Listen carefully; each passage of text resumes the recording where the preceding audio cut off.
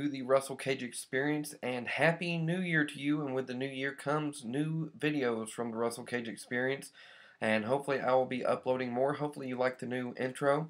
I am doing all this off my new Mac here, so I'm trying to get in there and do a little bit extra fun stuff with it. But with that being said, this is the new Russell Cage Experience. This is a new show, and Smackdown is the topic of discussion here. And with Smackdown being underway, the last Smackdown of 2011 is in the record books. And I just want to make a quick thoughts video on Smackdown and how the show went, pretty much, basically. So, with that being said, Smackdown for this past Friday, December 31st, 2010. Overall, it was a show. I could have. Let's start with the segments first off. The segments, I didn't care too much for the backstage segments. They kind of got on my nerves at first. I know they're supposed to be entertaining. They're supposed to be funny, that sort of stuff. Some of them, they had funny elements and all that. But overall, I could have gone without them and had more wrestling to end the year. With the wrestling being said, two great matches in the show, in my personal opinion, which is why you're hopefully watching this, was the Intercontinental Triple Threat match between Kofi Kingston, Dolph Ziggler, and Jack Swagger, as well as the Divas match, Divas Tag Team match between Lay Cool, who is a personal favorite of mine, and Natalya Neidhart and Beth Phoenix. Now, SmackDown, I feel, is the stronger brand when it comes to female wrestlers, as far as that goes, because, you know, you've got your Beth Phoenix, you've got your Lay Cools, and you've got your Natalya Neidharts on there. Maurice is alright on Raw. Tamina, of course, is on Raw, who is the daughter of Superfly Jimmy Snuka. And, you know, that they could utilize their women's division on Raw and showcase their talented women's wrestlers and work on improving their women's wrestlers that, you know, aren't as good in the ring as say someone like Natalya Neidhart, someone like Tamina, that sort of thing. So definitely want to maybe look into that. There has been talks, and this is just a rumor, keeping it simply as that, what I've heard, there is going to be more inter-brand matches. Hopefully, I'm kind of liking the idea of no roster split in general, but you know, each year when the draft rolls around, it kind of gets it a little bit interesting. Who's going to go where? What sort of new feuds are we going to see? That sort of thing. But I think with combining the rosters back again, you'll have more feuds, which is what they're kind of doing now, I think, in a way, with this entire cross-brand matches and that sort of thing. But, you know, there are some matches that would have been, you know, good to see, you know, such as Evan Bourne and Cabal, you know, had the releases not been going on and all that, but you know, they have opportunities for some good matches. You know, CM Punk is technically part of the SmackDown brand. We're seeing him feud with John Cena right now, which I'm kind of excited about that feud in general. But back on topic, the women's division on SmackDown is top rate right now. And if they can keep delivering matches like this one they've just had on SmackDown between Lay Cool, Beth Phoenix, and Natalya, I think they're going to be doing some good things and definitely giving the TNA Knockouts division a run for the money.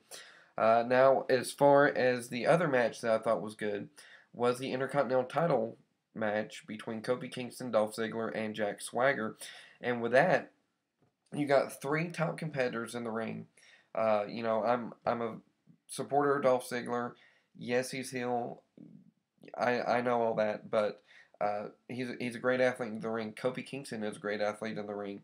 I'm kind of sad in a way to see that Kofi Kingston's not doing more, but you know they got to work on building up these younger stars. Because right now, you know, on Raw, once again they got Randy Orton supposedly not too healthy. Keep in mind when I'm saying all this, this is just uh, what I've heard. Not sure if there's any truth to it or not. John Cena also, it's being shown that he's being replaced by Big Show at the house show, so that's a fact. Probably won't keep him out long, but really, when your top stars like this are gone and out of commission, you need to have these younger stars ready to step up, which is why The Miz, I think, is a great WWE champion right now. Why I think Miz John Morrison should be at the pay-per-view instead of Raw, the next pay-per-view, which, if I'm not mistaken, is Royal Rumble. So, these younger stars need to be pushed, and I think the Intercontinental title match tonight on Smackdown helped maybe push a little bit further the Dolph Zigglers, the Kofi Kingstons, the Jack Swaggers. I really wouldn't mind seeing Jack Swagger in a World Heavyweight title match against Edge. I really wouldn't mind seeing Jack Swagger feud against Miz. They're both heels, but, you could do something with that match. But overall, I think those were the two strong matches of the night. You expected it out of Edge and Ray versus Alberto Del Rio and Kane.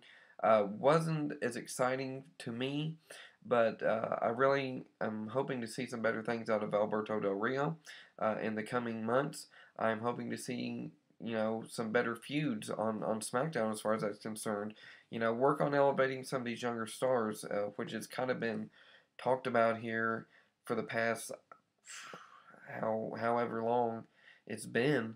A lot of people are wanting to see some of the younger stars pushed, which is why, for me personally, it was great to see The Miz get the WWE Championship and being our current WWE Champion. Now, another thing, which I've been talking about the women's division, another thing that has been talked about is Awesome Kong signing with WWE. Now, interested to see how they will use Awesome Kong. Are we going to see Awesome Kong versus Beth Phoenix? Or, what sort of matches are we going to see out of it? And hopefully with that, hopefully WWE is going to start taking a bigger strive to improve the women's division. I would love for them to improve the tag team division, because right now they've kind of got a weak tag team division because they split up the Hart Dynasty, which was why, I don't know. And also they've got Vladimir Kozlov and Santino. They were the tag team champions. Now you got them on Nexus, and Vladimir and Santino are the current tag team champions. It was on Nexus, but you don't have many legitimate tag teams, and the ones that are legitimate tag teams, they're not using, and I don't see why, or they're splitting them up. So I mean, I would like to see an improved tag team division as well in the coming year for WWE. I'd like to see an improved women's division for WWE. I'd like to see improved younger stars getting bigger pushes and all that in WWE this coming year in 2011. So, with that being said, ladies and gentlemen, that is the Russell Cage Experience. I hope you enjoy this video. Let me know what you thought of SmackDown. Let me know what you want to see in 2011.